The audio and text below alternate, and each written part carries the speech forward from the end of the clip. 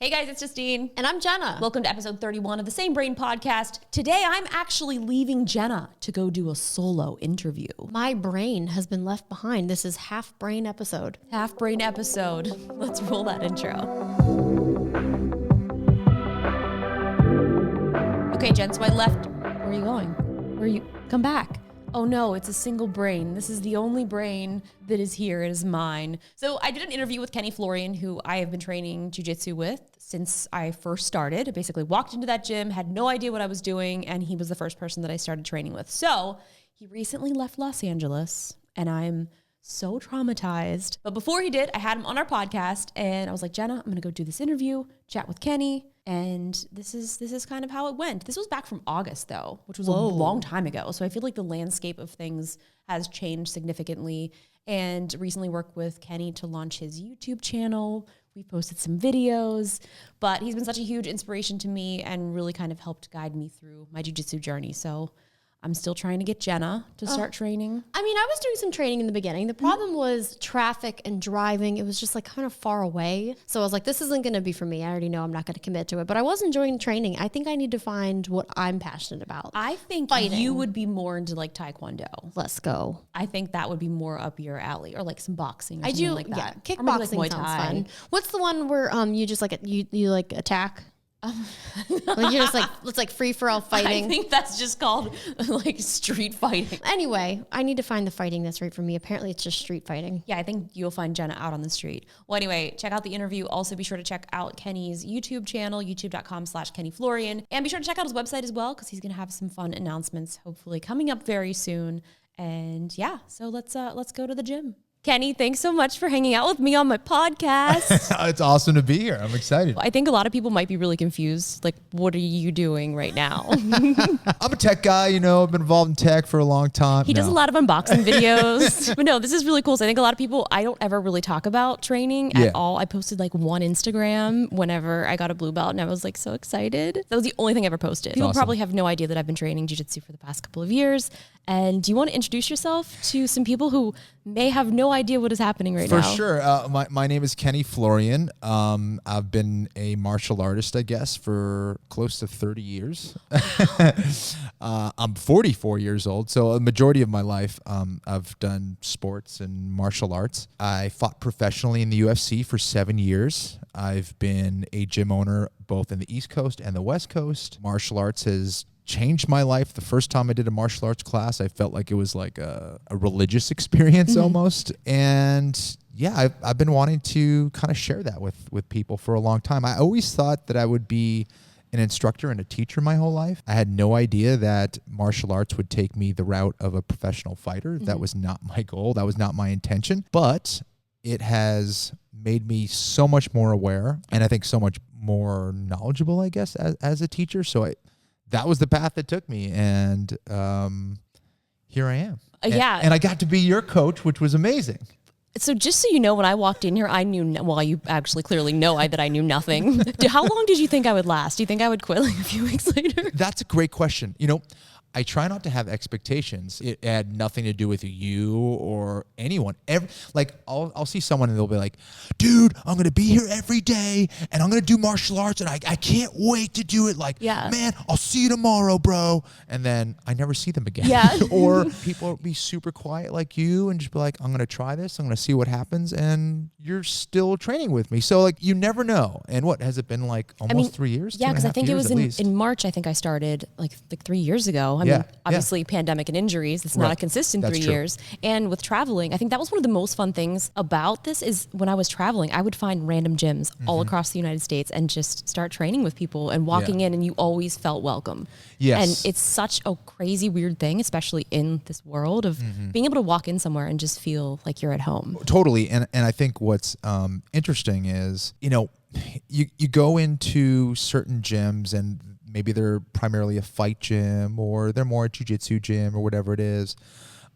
It can be a really intimidating thing for a lot of people. I think that's the scariest thing is before you start, you're like, man, if I go in there, am I going to get beat up or is someone going to hurt me? And as long as you're at the right place, I think the real martial artists are super humble, and they're typically humble because they've gotten their butt kicked on the mat. We all have. There's no one who starts and is just like, dude, you're killing everybody. It does not work that way. And I think a lot of the things that take time and that are truly worth mastering aren't that way. You can't get strong without adversity. You can't get strong without getting beat up every once in a while. And I think the real martial artist understands that there's always someone better. There's always someone more dangerous, at least in one aspect.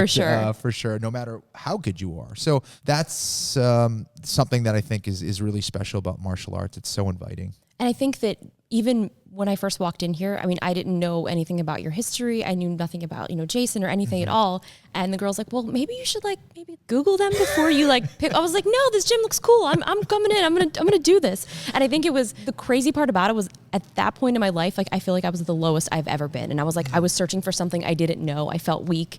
And did I ever tell you the reason that I think you told me a little. I'd love to hear the full story. Okay. Because you've told me bits and pieces. So I don't think I even really ever talked about this that much online, but me and my sister were at this restaurant and there was this guy yelling at his wife and just berating her. And I was like, she was crying and I could not just sit there and listen to this anymore. Yeah. So I stood up and I was like, maybe she'd stop crying if you would stop yelling at her. And he charged at me in this restaurant. I had no idea what to do because I was like, I have nothing to do to protect myself against this person. Right. I knew nothing. I felt so weak in that moment that I was like, I need to be able to do something. So I was like, I need to get stronger and be more confident that if that ever happens again, I at least have some knowledge. And I was like, that's what I get for standing up for somebody. Yeah. And that poor woman, it was every day I think about her and what is she going through right now? That's crazy. I think, you showed a lot of courage just to say that, because a lot of people, when you hear people in a relationship, and everyone is going to have an argument and things like that, but this was more than an argument. When you see that and you feel that energy and you feel uncomfortable,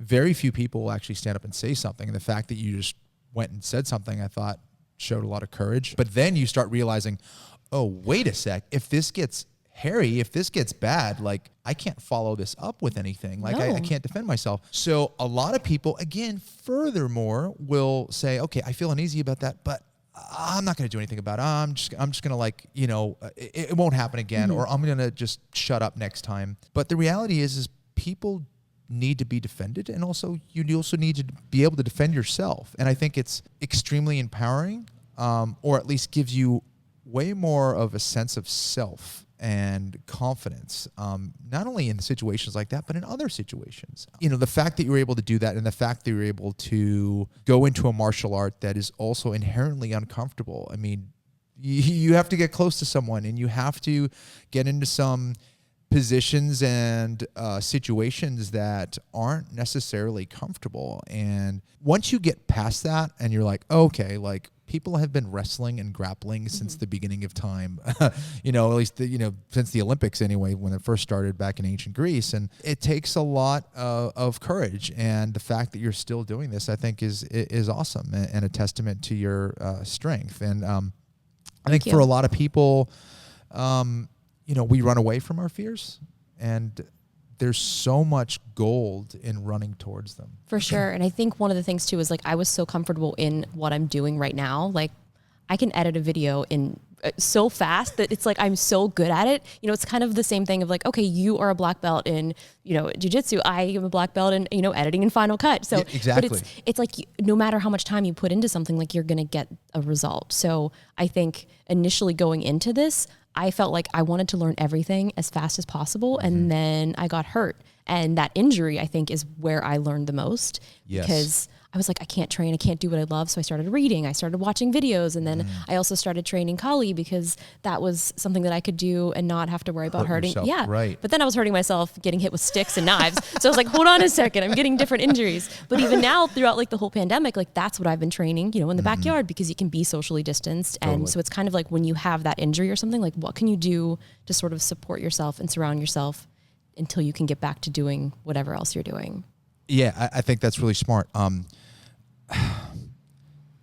There's something special about taking your body out of a certain situation and just thinking about it, and really kind of envisioning things and reassessing it with a different perspective. And a lot of times, I have a reoccurring back injury, as you know, and it's the most frustrating thing in the world, but also it forces you to think about things in a different way. And, with this whole quarantine thing, it actually, there was so much value for me in not being able to train. I was forced to really think about my jiu-jitsu even deeper, and I didn't have another person to really work on it with, and I just started reassessing it different. So yeah, a lot of these things that kind of stop us from doing things on a physical level forces us to think about it on a mental level, and we can still improve and we can still get better in a different way.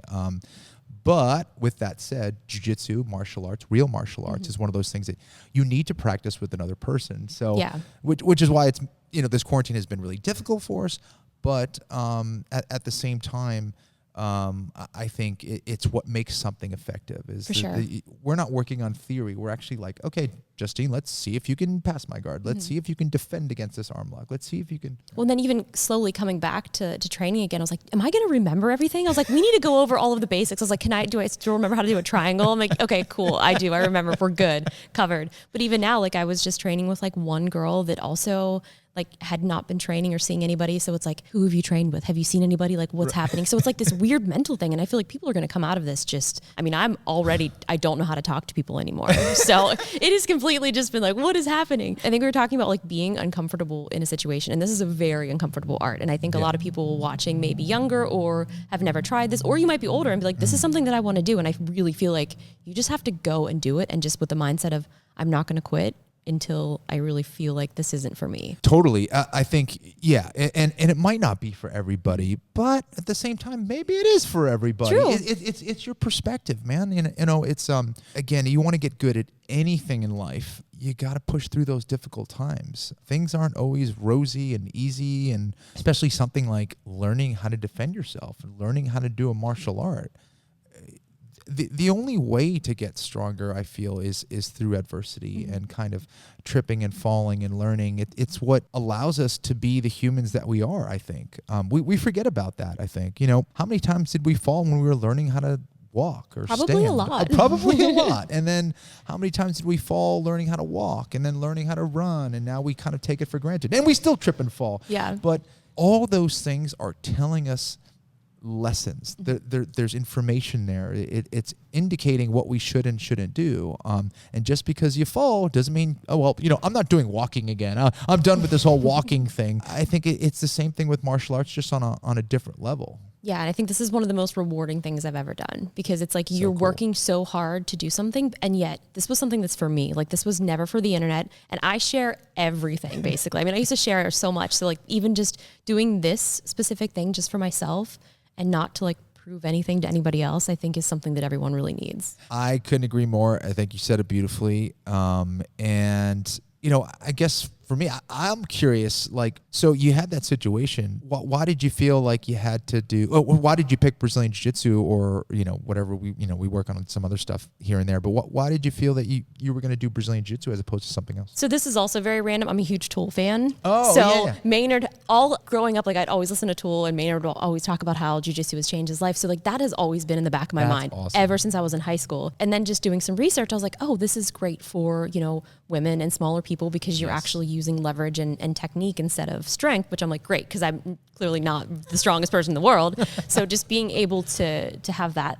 kind of thought process. And one thing that I have learned through all of this is, even if you do know how to fight, you should not get into it. If you can get out of it and just get away, that is the biggest lesson. How quickly can you avoid this situation and get out? Not actually, hey, I'm gonna take this old dude out that just tried to kill me in the middle of a restaurant. Absolutely. I think in learning about the art of fighting, I think you realize that a lot of times the ultimate art of fighting is not fighting. Yeah, which is crazy. And I think, but at the same time, I think it does involve adding weapons to your arsenal. There's very few countries or very few individuals or organizations that try to, I guess, get into war with the United States. Mm-hmm. There's poking and prodding and like yelling and different things, and they'll do like little things. But as far as getting into an all-out war with the United States, you don't really want to do that because of their arsenal of weapons and things like that. So it's like, all right, well, if you can at least give yourself, weapons and make yourself a little bit stronger and do certain things, I think you give off a certain energy too, where maybe I'm not going to mess with that person, or maybe I don't want to go there. Or if you do, you quickly can diffuse that situation because you are confident in yourself, meaning like, no, man, you don't want to do this. And I don't want to do this. You don't want to do this. Like, you don't need to. Whereas a lot of times that insecurity or fear breeds actual fighting, like being in traffic and everyone being like, screw you and doing this. Like, you're in your car and nothing's going to happen, man. Why are you trying to fight me? Yeah. It is really crazy. And you just never know. And I think right now, like, everybody has been so cooped up and just, I mean, like, what advice would you give for people who are training now? Like, what is some advice that you can give to them? Like, if you want to continue training, like, what can you be doing at home by yourself? I mean, I bought a grappling dummy, and I'll tell you what, not the best. It's actually hurt me more than a person because it keeps falling on me, and it's not soft. That is so and it funny. Scares the crap out of anybody that even comes over because it's like just sitting in the hallway in the dark. It's terrifying. See, that's the use, the self-defense use. You just put that training bob or dummy in like at your front door, and people are like, oh, dude, there's someone there. I mean, we start dressing it. I've had sunglasses on at this point. I was like, this was not good. It's good for like doing like solo drills or like passing, but I mean, really, you're not gonna get the full effect. It is tough.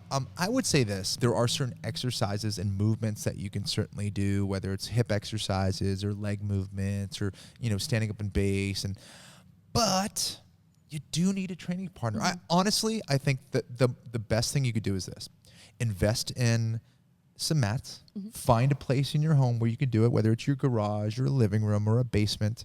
Have another buddy going with you, someone that's been quarantining and that's healthy, and you guys can get COVID tests if you want and all that stuff, and you get those people involved and you just train. And as long as you're safe, that way you have a trusted training partner that knows how to train or knows how you work well with that person, who's friendly, you're friendly with that person, and work on your techniques. I think that's the best way to do it, honestly.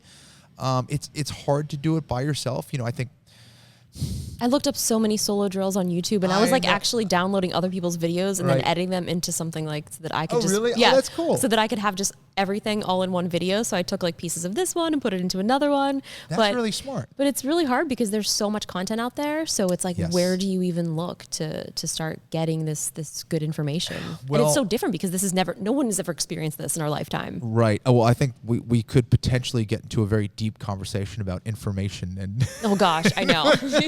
Well, because anybody can do anything online. So like I've seen a lot of stuff where I'm like, I don't think that they're doing this right, and I don't even know very much. I learned it online. That's like, it's like you got to be careful with that. It's like, get your trusted source. Have other people that kind of confirm or verify that person is a good instructor. And then also, does it work for you? What's the vibe that you get from that person? Can you learn from that person? Is that something that's transferring over to you? It's something that I'm going to be doing. I'm going to be starting to do a lot more online tutorials and online instructionals and things like that. A lot of times we think it's about collecting as much information as possible when we can actually be collecting less information, but more important keys on what to do. That's hopefully what I'll be able to teach some people is finding the common patterns and the common truths in grappling and trying to communicate that to people in the simplest way possible, I guess. Well, I'm excited for that kind of new chapter in my life to kind of get that going, and I'm sure I'll be picking your brain on over the course of the next few years. I was like, hey, can you be on my podcast? Then I'll help you film some videos. Exactly. Yeah, and that's going to be really fun, just kind of starting that introduction, because I don't really have a lot of information online as far as me teaching, and a lot of the stuff that might be out there, it was kind of at a time when I was competing and fighting, and I didn't really give a whole lot of information out there. But now I feel like I can, because I'm at a point where I'm not competing. That's not the most important thing to me. It's more important for me to now, I feel, help people get better at martial arts, because I do think it transfers over to them as a human being. I hope it does. Being a better person. 100%. I mean, I feel like everything in my life just changed after I started training. Just the way that I thought about the world, thought about problem solving. And before I used to play video games so much, and like jiu-jitsu for me kind of replaced my video game passion because, well, of course I have that much time. So it's like, okay, jiu-jitsu or video games. So I feel like you're getting that same effect of playing video games because it's strategy and you're also getting a workout, which is nice. I feel like playing video games made me better at jiu-jitsu, and then also playing jiu-jitsu, competing and stuff like that has made me better at playing video games as well. I've never thought about that, and I think you're absolutely correct. Because like, what's a cooler avatar than this? Yeah, real life. This is a real life avatar, and we're this like kind of cool reality, right? Yeah. So you can. I've never thought about that, and I think that's a really cool way of seeing it. Yeah. Well, yeah, because it really is like the strategy that you're thinking about. Like, okay, I'm in this position. Like, what do I do to get out of it? And that's basically your entire life. You are in some sort of crazy position. It's like, what do I do? And I feel like it's taught me so much to like slow down. You're not going to solve this overnight. Just like I thought I was like, okay, I'm coming in here first day. I'm going to be a champion, and then you slowly get knocked down very, very quickly. Yeah. No, totally. And that's the thing. I think. Jiu-jitsu or, real martial arts, I think constantly reinforces that you need to know more and learn more and get better and evolve and continue doing that over and over and over again. I think we're always trying to find ways to reinvent ourselves and adapt to changing situations as we are now. And I think even with this COVID thing, as annoying and as difficult as it is, I think it's teaching us ways to look for opportunity. And understanding that, oh yeah, we are adaptable animals and we can learn from things and improve and get better, even in the worst of situations. And that's another huge value of martial arts. We are so closed off. I think we're getting a little bit more closed off from each other, especially during this time. For sure. And I think learning from each other and putting ourselves in difficult situations and knowing that, oh man, like if I can deal with someone trying to choke me or someone trying to pass my guard or someone trying to armbar me, I can deal with anything in life. Like I remember when I was getting my butt kicked, and now I can actually kick some butt. Not saying like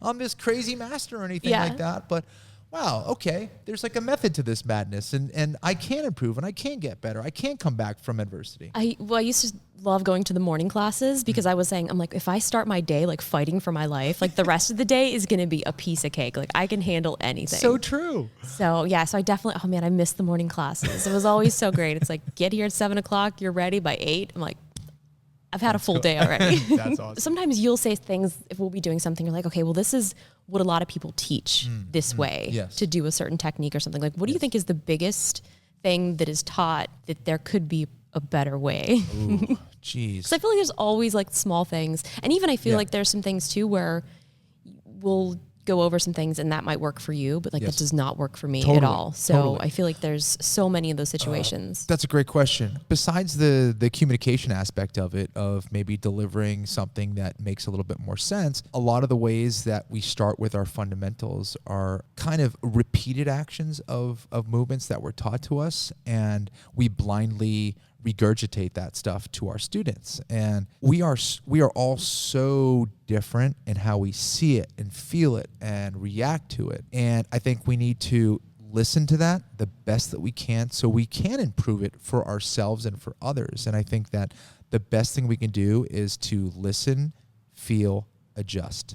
Listen, feel, adjust, and really question. When you find something that works for you, it doesn't necessarily mean that it will work against everybody. But I think finding those concepts that do work against everybody or can work against everybody are the things that we should be searching for. It's not any answer. It's the answer to all the questions that we should be searching for. So I think, it again, that takes time. It certainly takes time. But I think we are our own best teachers, and we can't forget about that. Like I'm sure like over the course of your career and editing and doing video and all that stuff, it's probably changed thousands of times. And you're being like, oh, this is something I could do. Or you make a mistake and you're like, oh, I'm going to learn from this and I'm going to make this better. So that process is always happening. That's what life does all the time. So why would it be any different for us? You've seen a lot of this too. So like, how do you think social media has kind of changed the way, because I feel like when you first started, this wasn't a thing. I mean, even when I first started, nobody was doing this. Yes. So I feel like that has added a whole nother level. Definitely. Man, you're asking a lot of tough questions here, Justine. These weren't even on my questions. I haven't asked you a single question that was on my list. See, because you're just listening and feeling. You're just like, okay, good student right here. No, I think it's changed a lot. Is it for the better? I don't know. There's so much information out there, and a lot of people are giving their takes on different things. And I think it kind of lends itself to maybe more move collection as opposed to conceptual teaching, conceptual learning. And a lot of times we see like some crazy cool move, and it could be a really crazy fun move to do, but is it practical? And is it something that will work for everybody? I don't know. So especially for some of the younger people that are coming up, like they see the cool move and they're like, that's what I want, that shiny golden thing, like that's the thing. But you can't get there unless you have those core fundamentals and the core understanding of how jiu-jitsu works. So understanding that you need to kind of crawl before you can walk and walk before you can run is important. It took me a while to figure that out. Yeah, it's tough. Again, it was like, I want to do this. You want to do it so quickly. Right. And it's like those things that you learn, those fundamentals, don't mean anything until later. Yeah, like I was like, totally. Oh, that's why we're doing these shrimps for hours, during warm-ups. Like it all ends up making sense down the line. Totally. That's the meat and potatoes of what you're doing. And I think reminding yourself of that and constantly questioning and reassessing are things that we should be doing about everything, especially in this day and age of information and misinformation, where it's like, okay, is that true? Is that true for you? And also being able to trust the right experts at the right time and putting your faith in that sometimes. Don't put your faith in anything and everything, but find the things and find the people that you think are giving you the right information, and then constantly question and reassess that. I think this whole pandemic has made a lot of people reassess a lot of things. I think Does anybody know anything? Does anybody? And I think that's what's crazy, is because I feel like there's never been one single thing that really brought the entire world together, because everybody was experiencing the same thing. And it's just such a crazy thought. No one is really doing okay. And I think that's just something that we all have to sort of accept and understand. Right. And I think also, like, again, the value of understanding that you are going to go through these tough times, and it will pass. It will pass. At the beginning of all of this, I was reading, and they were like, this whole pandemic is sort of what people are feeling is like the stages of grief. And so it's like, once you kind of accept that and get past all of those stages, I'm like, all right, well, this is the accepting factor of, and especially in Los Angeles, like, it's crazy here. A lot of people I don't think understand outside of the US, because I mean, here it's so different than everywhere else. Like my parents, like they still kind of go out, they wear masks, but it's not like here. Right. Totally. And I think that's kind of why I'm going to be leaving Los Angeles. Unfortunately. And I am so sad. Oh man. I'm so sad. I am sad as well.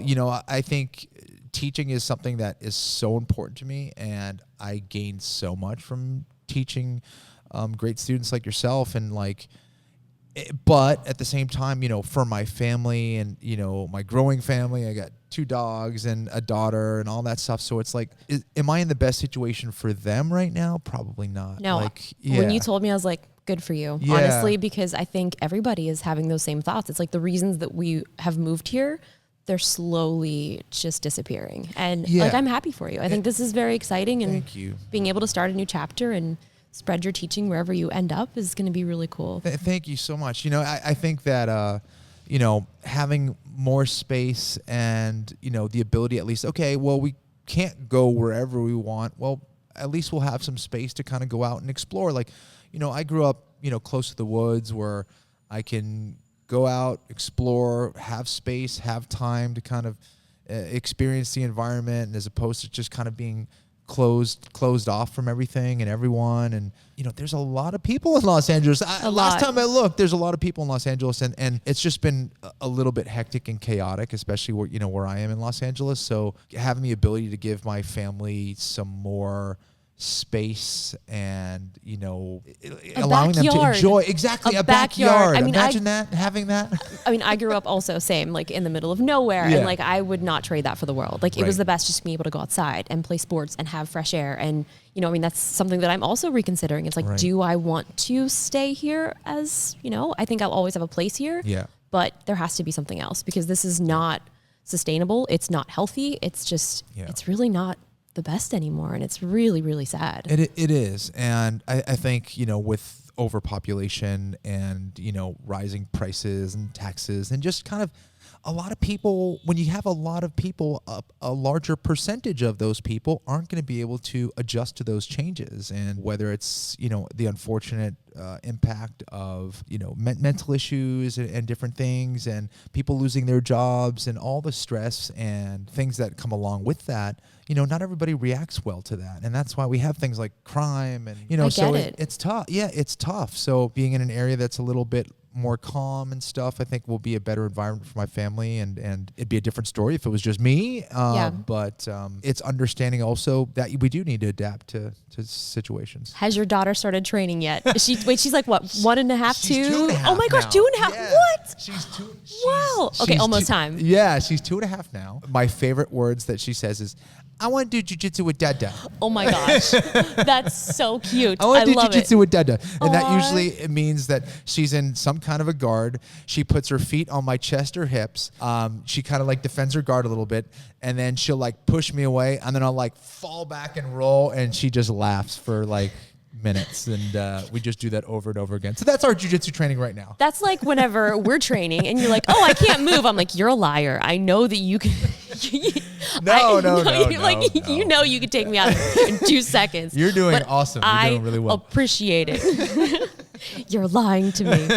Do you think she'll start training, like, or get her into it? I when do. She's Well, old listen, enough? for me, like, I think about, as we get older and we're teenagers, and eventually they're like, I'm not the coolest guy in the world anymore. And they're like, I want to go on vacation with my friends, and we want to go to Europe or whatever. And I want to do this. Like, okay, you're going to have to at least be a purple belt, and then you can go. As long as I know you can defend yourself, or at least have the ability to be effective in that regard. I think that's important for anyone and everyone. But, when it's your own family, I think that, like, I'm not going to say that I'm going to force her to learn martial arts, because I don't think that's the way it should be done. But I think introducing it to her in a fun manner, and getting her to understand that she can accomplish these little things, and that it is fun, and it's like kind of creating a normal in some ways, that it's always been a part of her life, that it will become more normal, and she'll kind of be that much more receptive to it. So with certain situations, I've like been harsh on students, and sometimes I am harsh with my students at times,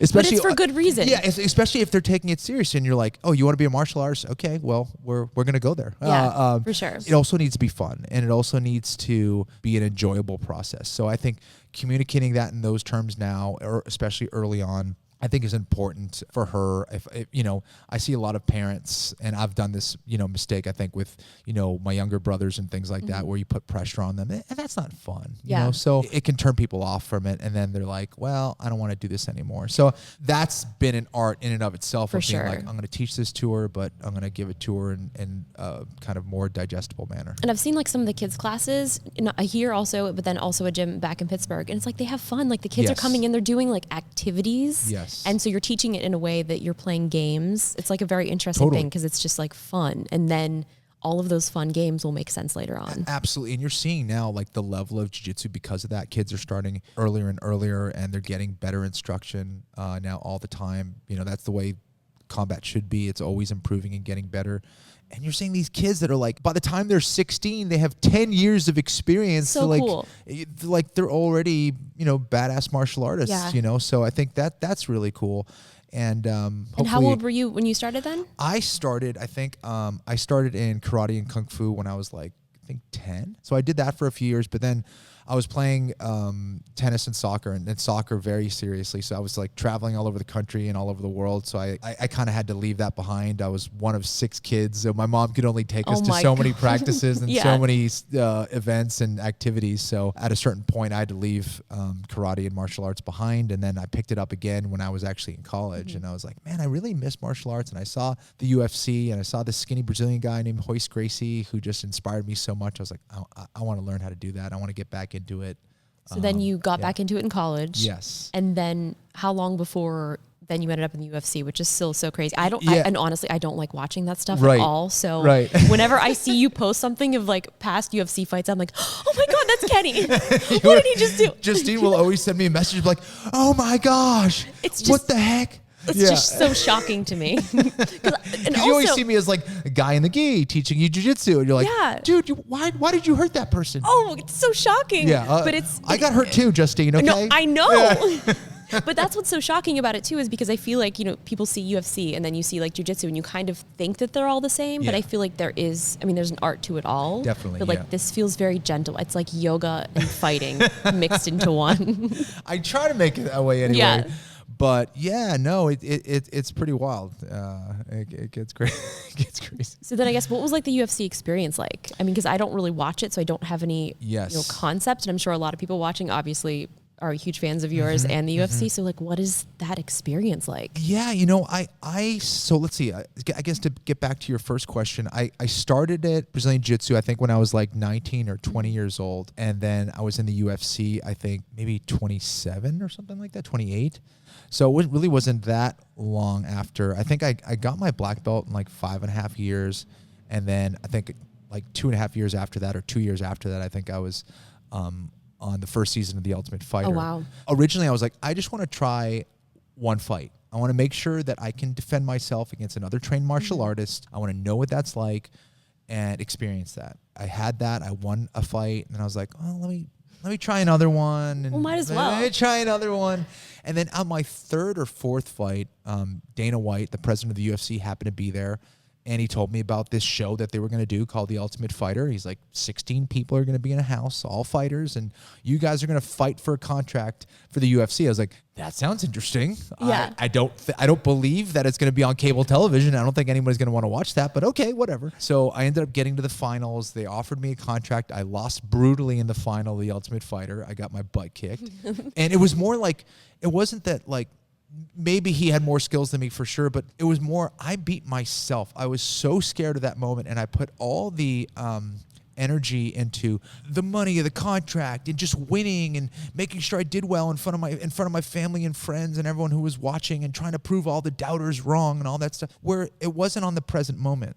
And that was such a valuable moment for me, experience for me, and learning that, no, that's not what that's about. You love martial arts, and you need to stay in the moment. You need to be present, and you need to understand that, yes, it can be scary, but process that, train properly, know how to deal with that, and constantly adjust that situation over time. I was like, I can't go out like that. I beat myself. Maybe he did beat me, but I beat myself first, and that's not cool. And after that, I was like, I need to dedicate myself. And each time and each experience that I had that was challenging, like a loss or whatever, I was like, I need to get better. I need to get better. I need to get better and improve. And it just became this, ultimately it became an enjoyable process. As difficult as it was, it became this process of like, no, there's so much information that is transferred here. And if I do want to be a martial artist, this is the path for me right now. Yeah. So then after that, then where did you head to after that? So basically, I during that process, I became the number one contender in the 155-pound weight class and the 145-pound weight class. On the Ultimate Fighter, it was actually a division at 185 pounds. So I had the least amount of experience, and I was the smallest out of everybody, and ended up making it to the final somehow. After that, I was like, okay, that was a lot of fun. I started. I got recruited by ESPN during my fighting career, and started analyzing fights and driving from Boston to Bristol, Connecticut every Wednesday morning at like 4:30 in the morning. And so early. Started commentating fights for the UFC, and that's kind of what led, after I retired from fighting in 2011, I was an analyst for mixed martial arts and jiu-jitsu full time. So I did that until the present day. Yeah, no, it's crazy just to like kind of see that whole history, and the fact that I walked into this gym knowing nothing about anything, and I was like, oh, you're training with Kenny? Oh, that's cool. I was like, oh, does he do? What is he? What? Oh, he does. Oh, okay, that's cool.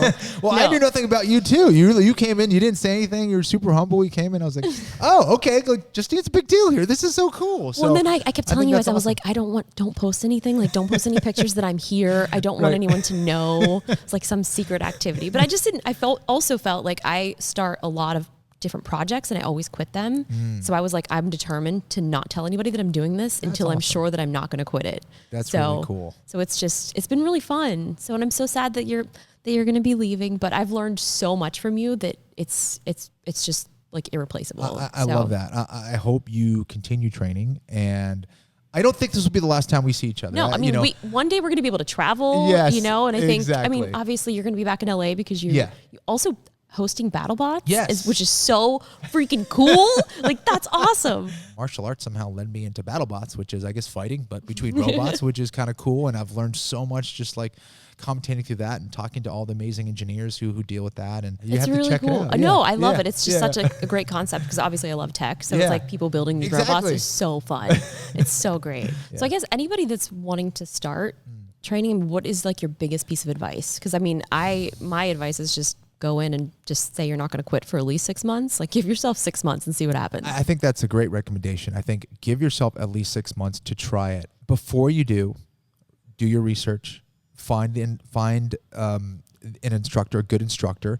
And if there are a few options for gyms, go to all of them. You know, every gym should at least have one free class where you try it out. Get a vibe from the gym. Get a vibe from the instructor. You know, is that the gym for you? Talk to the students. Do you like it? Why do you like it? What's great about this place? What is it? And try out a few different gyms and then make your decision on that. And I think that's great advice as far as give yourself like 6 months of commitment. Be like, no matter what, I'm going to do this for 6 months. I would say if you are someone who has like certain physical gifts or whatever it is, try to take those things out of the picture and be like, I am here to learn jiu-jitsu. I'm here to learn techniques. I'm here to learn how to use my body in the different situations. And then maybe later on you can start to inject some of those physical aspects into your game. But I think in the meantime, there is an invisible magic about jiu-jitsu that we're supposed to tap into.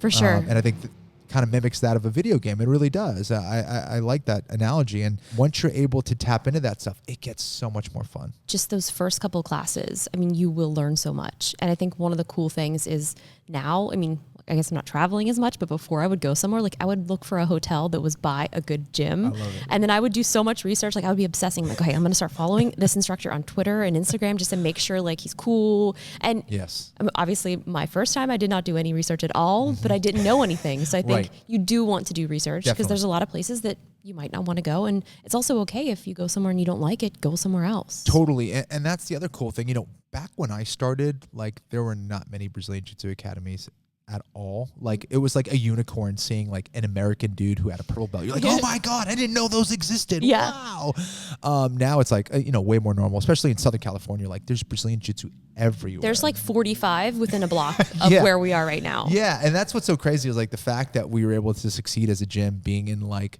literally the mecca of Brazilian Jiu-Jitsu and being surrounded by Brazilian Jiu-Jitsu academies everywhere was, one of the prouder things that I think we've accomplished as a gym here when we opened up Meraki. But do your research. Find, if you're in a major city or even if you're not in a major city, you'll probably find a Brazilian Jiu-Jitsu school now. So that's the cool thing is that if you do travel and if you, for work or whatever it is, you could find a Jiu-Jitsu academy and you could stay training because as we've talked about so many times, jiu-jitsu is a art that utilizes feel and sensitivity.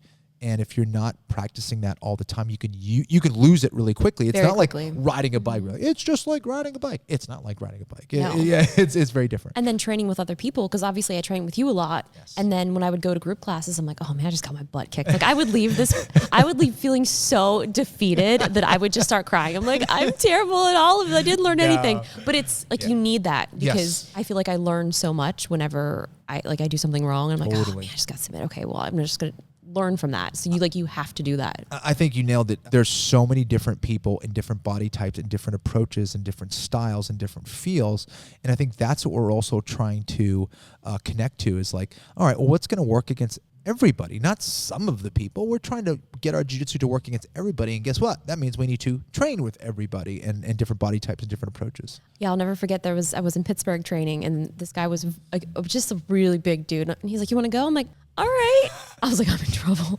I was in trouble. It definitely flattened me in 2 seconds. Man. But it's great to sort of get that sensitivity. And I think that's one of the things that you said that I loved is you were talking about like learning the sensitivity of this. It's like, collect the moves, but unless you know what to do and how to react to something that someone else is doing, like you're not going to be able to do anything. Totally. And guess what? Like you are going to make mistakes and you're going to misrepresent the feel or misrepresent the sensitivity and you hone in on that over time. Yeah, tripping and falling is to be expected. And I've said this to you, I'm sure a million times, and I've said this to our students a million times, is that this journey is one of the hardest that you can partake in. It's maybe the most rewarding. For sure. But things that are rewarding are difficult. Like going to the gym and working out. Like no one loves waking up early and working out. Like you do over time because you see the benefits of it and you feel fantastic. But the beginning of that, of like training your body to do that, it's tough. But once you start like seeing the results and feeling it, like your body's sore every single day and all that stuff, but guess what? It makes you stronger. It makes you more flexible. It makes you more mobile. And it's the same thing with jiu-jitsu. It's like you kind of just have to get over that hump and understand that this is difficult. It's one of the more difficult things you can do. But again, incredibly rewarding. So rewarding. For sure. Yeah. Well, I feel like we've been talking forever. I guess one last question. I mean, I could probably talk for like 5 more hours. What is like one thing that, I mean, obviously, you know, I came in here completely uncomfortable, didn't know anything. Is there anything that you've ever wanted to do that you're like, oh, I don't know if I could do that? Like something that, I don't know. You know, well, yeah, for sure. Like now I feel like I have so much confidence in myself in a weird way, not in a cocky way. Like, oh yeah, I'll you know, make a ton of mistakes and know it's going to be difficult, but I at least believe in myself for sure. now, you know, whereas before I'm not sure I had that. So yeah, I think the scariest thing was getting into the cage for the first time and being like, all right, that dude wants to beat me up and I'm going to try to prevent that from happening. That was one of the scariest moments. I still have a big time fear of heights, and I always try to do things that allow me to face that fear and become more comfortable. And have you went skydiving before? I've never been Me skydiving. either. And I think I'm good. I'm good. I hear, actually, my friend was really big into skydiving, and his chute didn't open. And he literally was saved by a tree. He broke, somehow the only thing that he broke was like his, I think part of his leg and his heel or something like that, his heel bone. And he fell from like a couple 100 feet and hit a tree, and like the branches like softened his blow, and somehow the only thing he broke with his leg, he could have and should have died. That's insane. So that story, I was like, I was thinking about doing that to kind of face my fear. I still might, but that kind of made me even more hesitant. Why don't you just go to Vegas and hang off like the stratosphere thing? Right, just and I've do done that. Okay. Yeah. That sounds better to me too. Oh man. Okay, so one last thing I was thinking. Yes. So I guess the future of jiu-jitsu and competitions, I feel like has been in jeopardy. So what do you think is going to happen? Like, I mean, is it just going to be very different? It's going to take time. I think that tournaments are just starting to come back, and I think they're trying to identify the states that are a little bit more, I guess, a little bit safer right now, that are going to have like looser restrictions and things like that. So I think there's going to be, in the immediate future, there's going to be less of them. So there's going to be less competitions, I think. There might even be more, you know, medical safety protocols as far as like, okay, in order to compete, you're going to have a COVID test or something like that. Which I think would make sense. It totally very makes easy. sense. Totally makes sense. So for this industry, it's going to be an interesting time in general, and I think it's going to take some time to get things back to normal. But I think we will get back to normal as, you know, the vaccines and everything like that gets approved and gets distributed. I think we will slowly get back to this normal. But I also think that, you know, and it's already been happening, but online instruction, I think, is going to be more prevalent and probably a more viable option for people. And I think creating the higher quality content of instructional stuff online is going to be very important. Exactly. That's very hard to find. Which I hope to do, you know, like filming things with a cell phone and just like putting it on, like, okay, that's fine. Like, yeah, cell phone has really good like cameras and stuff like that. Yeah. But how can we make things, you know, how can we take things to the next level? And that's what I hope to bring and deliver at some point. And hopefully we can do some of that with you. Yes. And I will definitely be consulting with you on that. And, you know, that's what I hope to deliver. And also, you know, talking more about some of the mental aspects too that'll help people, because this and these guys go together. For sure. So no, I'm very excited for your next endeavor. Thank you. So if people want to find it, should they just follow you on Twitter and Instagram? Yeah, so they can either check me out at kennyflorian.com. I'll be kind of updating that the site has not been updated in a while, but we will be changing things, you know, as I get closer to my instructional and all that stuff. Social media, it's at Kenny Florian, whether it's on Twitter or Instagram, and I will be, you know, hopefully moving towards getting that instructional up, you know, more and more, and I'll be having some stuff up on a YouTube channel as well. Yay. Shortly with your help. Very exciting. That's it. So, yeah. And I think, too, just like listening to the audience, that's one thing that I've learned so much. It's like, hey, what do you guys want me to teach you? Exactly. And really hearing that feedback, because it's like you know so much, but it's like, what do they want to learn? Absolutely. I think catering to your audience is huge.